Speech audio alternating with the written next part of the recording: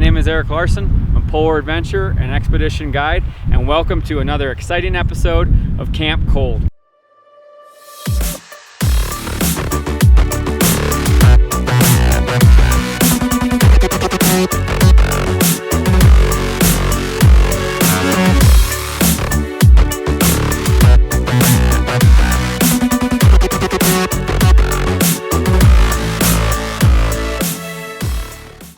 Today, we're here in Crested Butte, Colorado to talk about sleeping outside in the wintertime.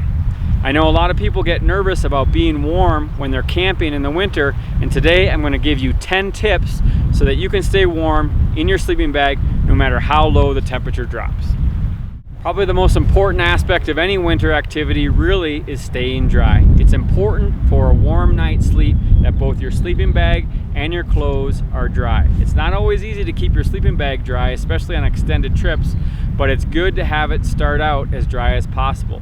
Equally important is to change out of any sort of wet or damp clothes before you go to sleep. Base layers, socks, gloves, hat, anything that you're wearing when you're sleeping should be dry. Tip number 2 is to use your sleeping bag properly. So often when people tell me they've been cold at night, their sleeping bag has been zipped wide open and their head has been uncovered. It's very important when you sleep to make sure that your sleeping bag is zipped up all the way, that the head is all completely covering your head, and that the snorkel is completely enclosed as well. What you want to try to do is minimize the amount of heat that's escaping from the actual sleeping bag. And so it's very important to stay warm at night is to make sure that that sleeping bag is properly closed and adjusted not only around your shoulders and head, but also your face. Tip number 3. I've never really subscribed to the theory that you should wear as few clothes as possible and let the insulation of the sleeping bag do the job of keeping you warm. Just like when you're cold outside, if you're cold, add more layers. Oftentimes when it's really cold at night, I'll put on another jacket or another hat just to stay warm. Number 4, you also want to try to insulate your body from the ground. What people don't realize about sleeping in a tent in the wintertime is you actually lose a lot of heat through conduction, the points of contact where your body touches the ground. Therefore, anything that you can do to insulate your body from the ground is going to keep you warmer throughout the night. I recommend using at least 2 sleeping pads to minimize conductive heat loss. Most important is to use something like a closed cell foam pad. Generally speaking, I use 2 Thermarest ridge rests to insulate myself from the ground. If you're someone who likes a little more luxury or comfort while you sleep, you may want to consider an air pad as well. I would recommend the Thermarest Neo Air. It's got the highest R value out of any of these types of sleeping pads.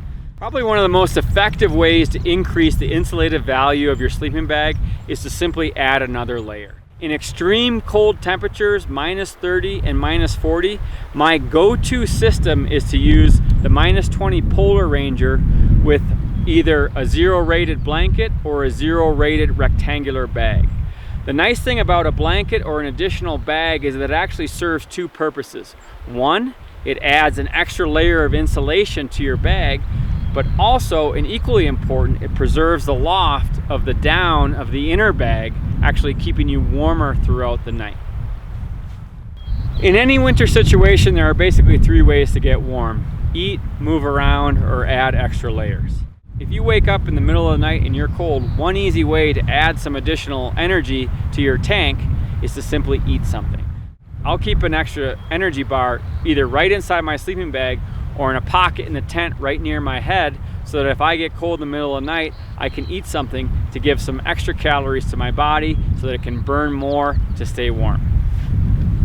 I think one of the biggest fears that people have in camping in winter is having to get out of their sleeping bag and go into the bathroom. And as painful as that experience is, it's really an important thing to do.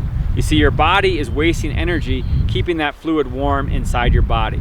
So getting up and going to the bathroom is actually an integral part of staying warm. And that way your body can focus itself on using those calories not to keep your urine warm inside your body, as silly as that sounds, but really to heat your body instead. So when nature calls, no matter how cold the temperature, definitely listen to it. Pro tip, if you have a pee bottle, use it.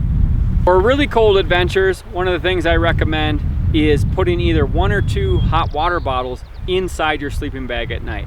That water can provide a really important source of external heat from your body and can really help out in those extremely cold situations. Depending on how cold the temperatures are, I'll fill up 1 or 2 Nalgene bottles and place them either at the feet of my sleeping bag or right in my crotch to help keep me warm throughout the night.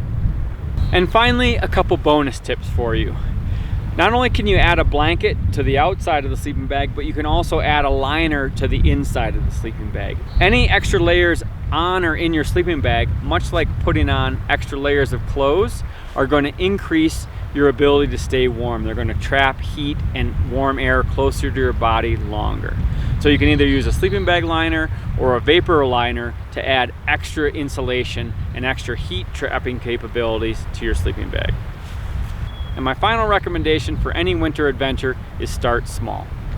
What you don't want to do is go out on some big epic trip and not having tested any of your gear. Oftentimes I'll do some tests just in my own backyard where I'll set up my tent and practice some of these systems so that I have it refined on my bigger adventures.